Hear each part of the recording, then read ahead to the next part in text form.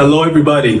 Today I am going to talk about why consuming lots of beef can tank your testosterone or give you the hormonal profile of a transgender, if that is what you are looking for. Now, when I first made my YouTube channel, I had no intent on ridiculing the carnivore cult to the extent that I am now, but I find them to be such a repulsive group of people, I simply cannot help myself. But anyway, let's get into the 4 reasons why eating a lot of conventional beef will give you the hormonal profile of a transgender. The first reason is because 97% of the beef or the cattle in the United States are inoculated with synthetic hormones. And much of that is exported internationally to the rest of the world. The United States is an agricultural powerhouse. These synthetic hormones are in the form of a pellet, most often testosterone, estrogen, or trenbolone, and they insert these pellets just behind the ear under the skin of the cattle. And it's a pellet that dissolves slowly over time, releasing these synthetic hormones into the cattle for the purpose of increasing them in size and weight. And the justification for this is a larger return on investment.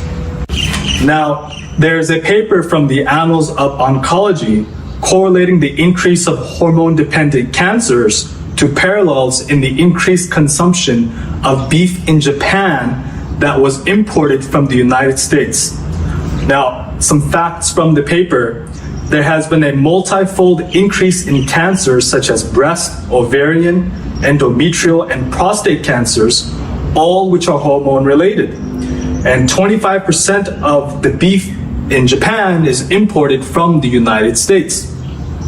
As of 1997, 97% of beef in the United States was inoculated with these synthetic hormones. 97%. I don't know what the number is today, but I know it's close to the same amount. I myself am a regenerative farmer. I've worked on regenerative farms. I've designed many regenerative farms. We don't inoculate our animals with these synthetic hormones. However, these small types of family or multi-family farms do not have the capacity to produce enough meat on a national level, not even on a county level, really. They can only supply enough meat for local communities, and they sell that at farmers markets. So majority of the time, the meat that you're going to be buying at a grocer, especially in the United States and Canada, it's going to be from these conventional feedlots which have had synthetic hormones inoculated into them. Now, the paper goes on, and the researchers for this paper evaluated the levels of estradiol and estrone in the United States beef fat. And they tested beef fat from different markets at different times so that they would avoid testing the same batch of beef.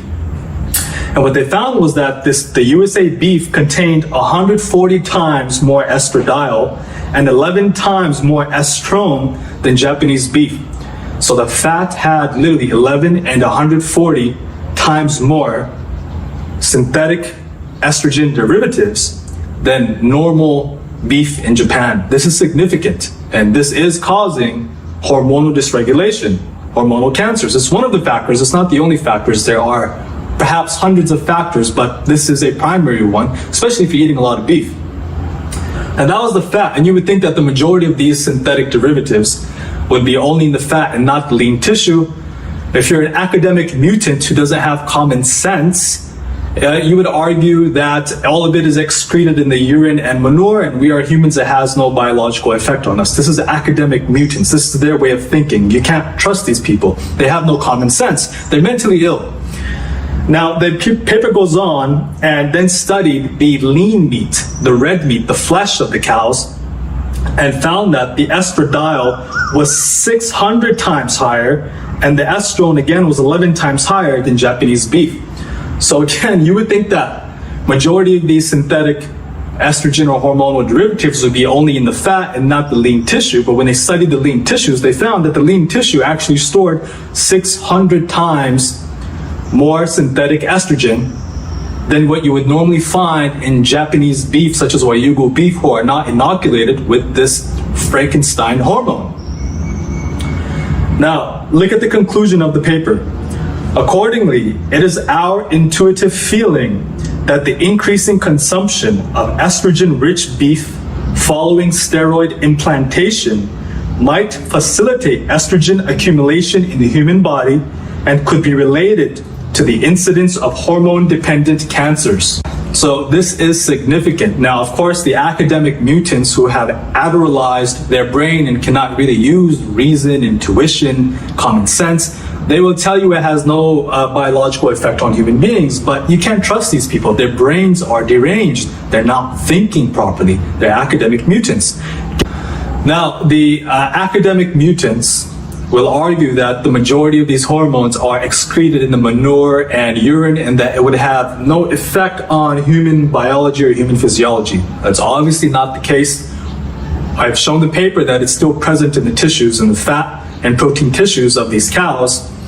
But further on, there's also papers showing that when these cows have their urine and manure washed off into rivers and streams, the bioaccumulation of these synthetic estrogens in their waste product in these streams cause sex changes in fish.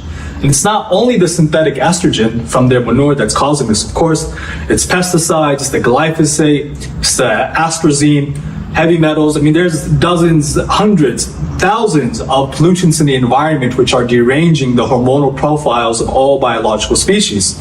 But this is a huge one, the synthetic hormones, which are inoculated in these feedlot cattle. So for man, what this equates to, understand this, these young children, these young boys who are born today to hormonally depleted mothers and who they themselves are hormonally depleted, they feel like women or girls